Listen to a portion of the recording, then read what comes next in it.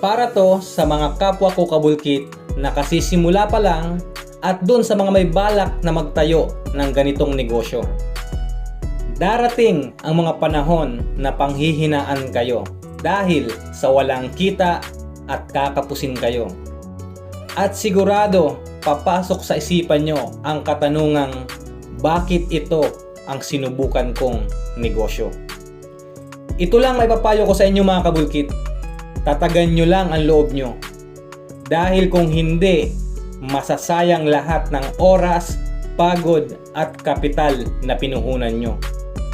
Kung hindi ko tinatagan ang loob ko noon, sigurado hindi ganito ang vulcanizing shop ko ngayon. Maniwala lang kayo sa mga kakayanan nyo at sa dakilang lumikha. Sigurado ako, makukuha nyo din ang mga minimithi nyo.